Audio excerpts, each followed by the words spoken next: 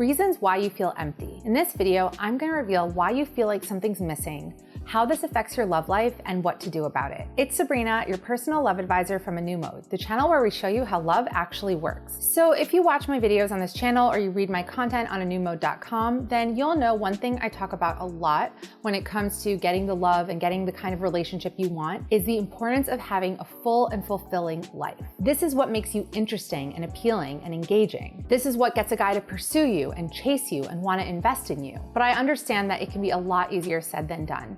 And a lot of people have trouble getting to this place of feeling fulfilled. A lot of people struggle with feelings of emptiness, isolation, and loneliness that they just can't shake. And this leads a lot of people to seek out relationships just to plug up that void. And this is what can get you into trouble and lead you into unhealthy and toxic relationships. I think one of my personal biggest struggles in life has been with that feeling of emptiness. So this video is especially poignant for me. So I'm going to share some of the biggest reasons why you might be feeling empty and what to do about it. So make sure you watch this video until the end.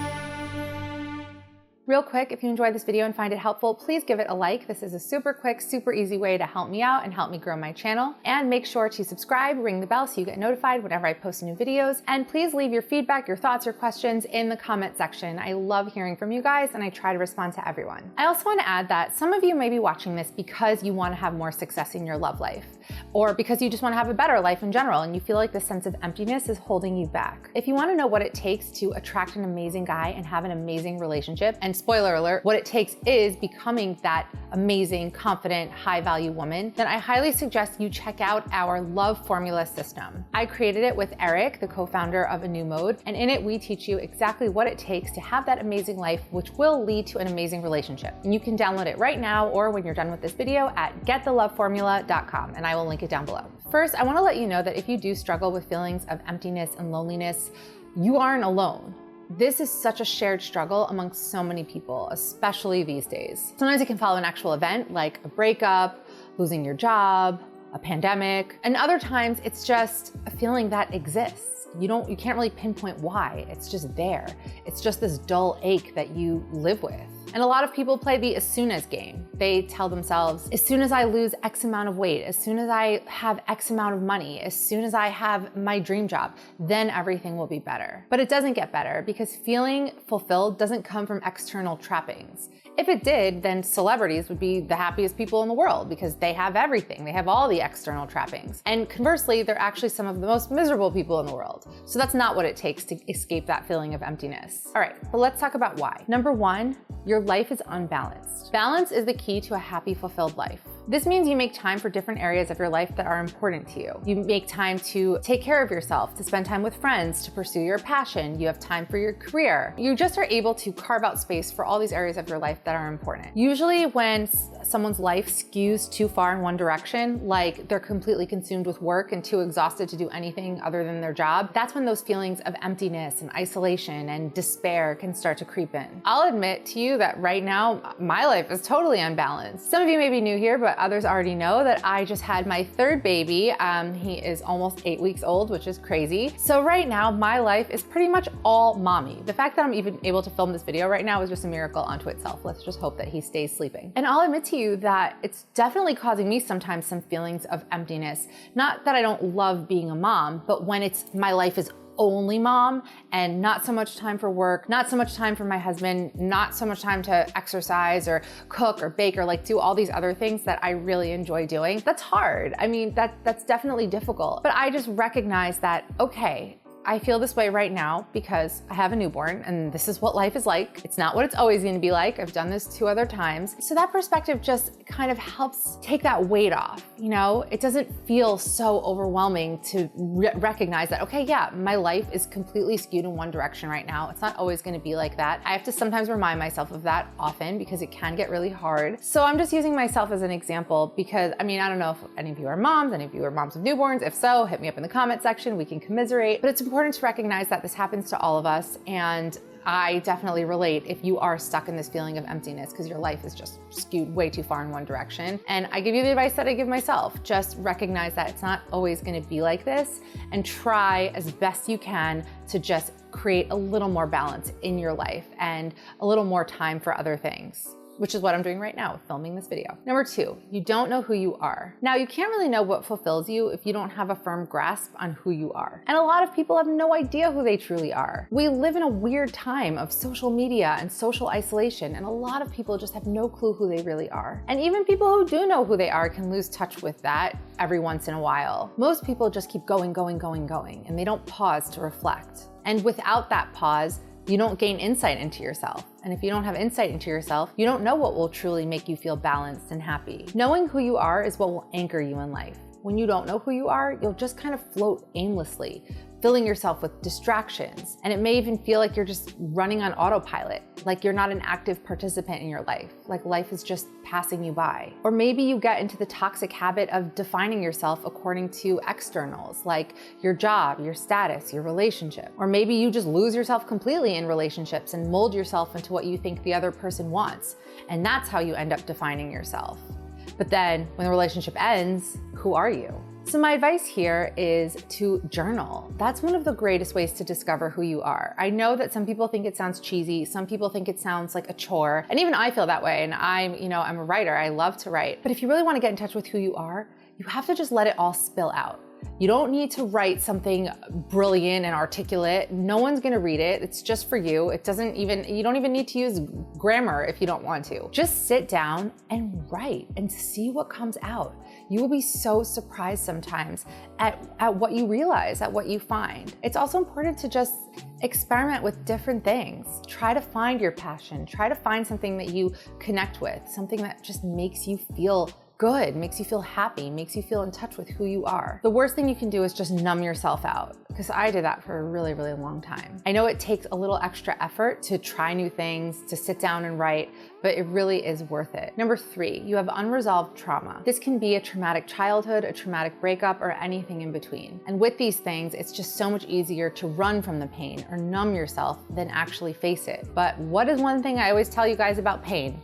Pain doesn't go away just because it goes unacknowledged. So that pain is gonna just sit there. It's gonna be in there. It's gonna be in there within you. And it could get triggered and activated at the craziest, at the most random times. Sometimes someone can do something completely innocent, but all of a sudden you are irrationally angry and you don't know why.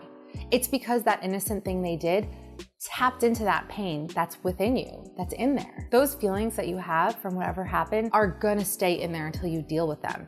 And it is gonna manifest in different ways, from emotional outbursts to just that feeling of emptiness, of sadness that you just can't explain. There will just be this feeling of disconnect, and that's because you haven't faced something that's so significant. You can't try to outrun the cloud. It is always gonna beat you. That pain is always gonna follow you and stay with you until you stop and you face it and you deal with it. Number 4, you don't pursue your passions. You may not even know what your passions are. This ties into the previous point about not knowing who you are. It's really important to have meaningful goals and passions. This is what will make you feel alive. This is what will put you in touch with your essence. This is what will remind you of what you're in this world to do. And we all have that something. Some of us may not know what it is. Some of us may know what it is, but might not actively be pursuing that thing. And fortunately for me, it is also my career. I mean, I make these videos, but I also write content. I also write books. And I also really enjoy writing for pleasure, like writing short stories. And in recent years, since becoming a mom, the writing short stories is the one thing that's kind of been pushed completely to the back burner.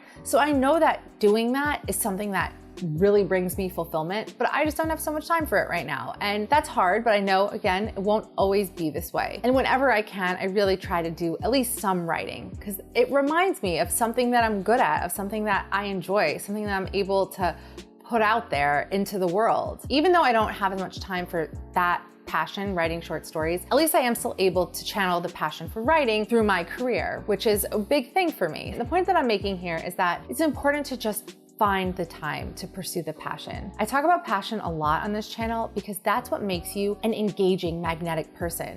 So many of you want to know, how do I attract a great guy? How do I get a guy to chase me or pursue me? And really it comes down to being a passionate, alive person. And I also talk a lot about the importance of being a high value woman. What makes someone high value? It's usually someone who's doing valuable things with her time and her life. So it all fits together. Number 5, you don't have meaningful relationships. When it comes to relationships, quality is so much more important than quantity. It's very easy to collect all sorts of friends, but how many of those are real relationships? How many people see you for who you truly are and love you for who you are? Now, maintaining relationships isn't always the easiest thing. You really have to put in the time and the effort, and you have to nurture those relationships, or they could just fall by the wayside. Trust me, I know how easy it is to get caught in the daily grind of life.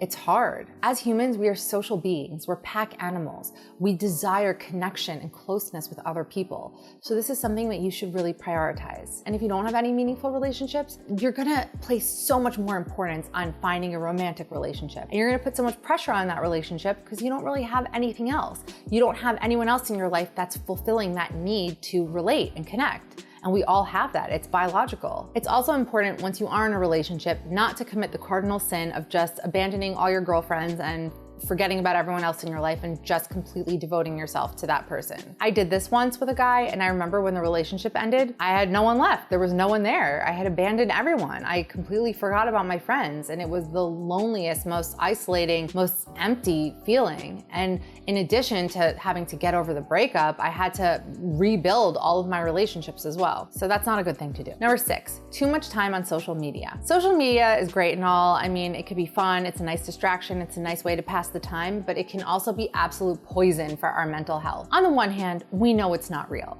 We know that we're seeing these curated, filtered images, but on the other, you can know something, but then you see it and there's this cognitive dissonance. There's this disconnect because you look at it and everything does look so perfect. And then you feel like, well, why doesn't my life look like that? And then you tell yourself, oh, but it's not real. But it feels so real because you're looking at it and it looks so real. It's hard not to look at people with these seemingly perfect lives and perfect houses and perfect hair and perfect everything and not feel bad about ourselves, not feel like we're doing something wrong, like we're not enough. This is why I personally don't like following the perfectly curated accounts. The accounts that I like the most are the ones where people are real. People are honest about, what really goes on in their life, the good times and the bad. They're not always presenting this perfect facade because that's just so annoying to watch after a while. So try to follow accounts that make you feel inspired, not depressed. You could start with my account at A New Mode. Also, try to limit your time on social media if you can. I know that it's difficult these days, but you really have to be honest with yourself. You have to be honest with, how is this making me feel?